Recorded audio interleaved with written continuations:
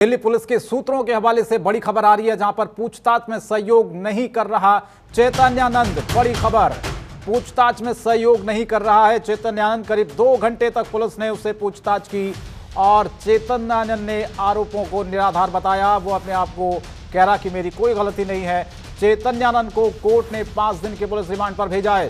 Delhi police lady warden तक पहुंचाने की कोशिश करेगी और साथ ही साथ अब इस पूरे मामले पर अनुमान यह था कि कुछ नए तथ्य सामने आएंगे, पूछताछ के बाद तस्वीर साफ होगी। लेकिन फिलहाल पूछताछ में चैतन्यानंद कोई भी सहयोग नहीं कर रहा है, ऐसी जानकारी मिल रही है सूत्रों के हवाले से। करीब 2 घंटे तक पुलिस ने उससे पूछताछ की, लेकिन वो उन आरोपों को निराधार बता रहा है। तो दिल्ली पुलिस के सूत्रों से हवाले से खबर है, जहां पर अब चैतन्यानंद को 5 दिन की पुलिस रिमांड पर भेजा है। लेकिन जब उससे पूछताछ हो रही थी तब उसने अपने जो आरोप थे उसको निराधार बताया। 62 साल का है चैतन्यानंद। शिक्षा की बात करें तो MBA PhD शिकागो यूनिवर्सिटी से इसने की है और प्रोफेशन फिलोसोफर, राइटर और प्रोफेसर। 28 किताबें और 143 रिसर्च पेपर लिखे हैं चैतन्यानंद सरस्वती। किताब फॉरगेट क्लासरूम लर्निंग, एप्पल के संस्थापक। तो ये तमाम ऐसे किताब से पहले आर्थिक रूप से कमज़ोर छात्राओं को निशाना बनाता था।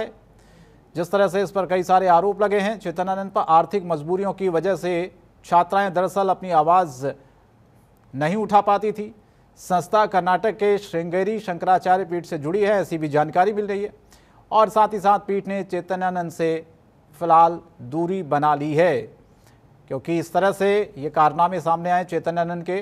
चैतन्यानंद से पीठ का कोई लेना देना नहीं, ये अब कह दिया गया है। आर्थिक रूप से कमज़ोर छात्राओं को निशाना बनाता था। बहुत से ऐसे छात्राओं को जिसमें जो चीज़ें सामने आई हैं व्हाट्सएप के ज़रिए, बाकी सोशल मीडिया के ज़रिए मैसेज करना से लेके तमाम ऐसी चीज़ें इसमें शामिल थी। और अब चैतन्यानंद का पूरा जो माया जाल था उसका खुलासा हुआ है, उसकी गिरफ्तारी हुई है और अब गिरफ्तारी के बाद 5 दिन के पुलिस रिमांड पर भेजा गया है।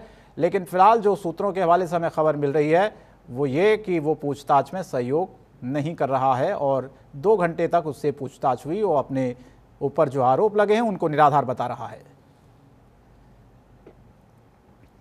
नमित त्यागी हमारे संवाददाता, ज्यादा अपडेट के लिए इसी खबर पर सीधे हमारे साथ लाइव जुड़े। नमित, चैतन्यानंद का जो लोग था उसका भंडाफोड़ तो हुआ है, लेकिन अब 5 दिन की पुलिस रिमांड पर है।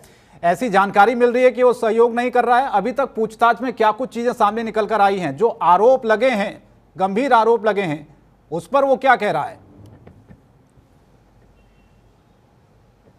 देखिए, निश्चित तौर पर स्वामी चैतन्यानंद सरस्वती, जिसको दिल्ली पुलिस की टीम ने एक सर्च ऑपरेशन के दौरान आगरा से हिरासत में लिया था और उसके बाद कल पटियाला हाउस कोर्ट में स्वामी चैतन्यानंद सरस्वती को जब पेश किया गया तो वहां पर 5 दिन की रिमांड पुलिस ने मांगी और कोर्ट ने 5 दिन की रिमांड दी पटियाला हाउस कोर्ट ने। फिलहाल जो जानकारी मिली है दिल्ली पुलिस के सूत्रों के हवाले से, जो भी सवाल चैतन्यानंद सरस्वती से पूछे जा रहे हैं दिल्ली पुलिस के द्वारा, उन सभी आरोपों को नकार रहा है बाबा और सीधे तौर पर कह रहा है कि उसकी कोई गलती नहीं है। हालांकि इसके खिलाफ जिन 17 EWS कोटे की छात्राओं ने यौन शोषण के गंभीर आरोप लगाए हैं, लगातार जो इसके पास से 3 मोबाइल फोन और एक जो टैब मिला है उसकी भी दिल्ली पुलिस जांच कर रही है। इसके साथ साथ ये कोई पहला मामला नहीं है इस बाबा के खिलाफ। साल 2009 और साल 2016 में भी इसी तरीके के यौन शोषण के जो आरोप थे वो इस बाबा पर लगे थे। लेकिन फिलहाल जो दिल्ली पुलिस के सूत्र बता रहे हैं कि ये जो बाबा है वो पूछताछ में सहयोग है। तो ऐसे में हो सकता है कि दिल्ली आने वाले समय में जो 5 दिन की रिमांड जब खत्म होगी तो आने वाले दिनों में और रिमांड की जो मांग है वो कोर्ट के अंदर करे। लेकिन फिलहाल यहां पर दिल्ली पुलिस की कोशिश रहेगी कि जो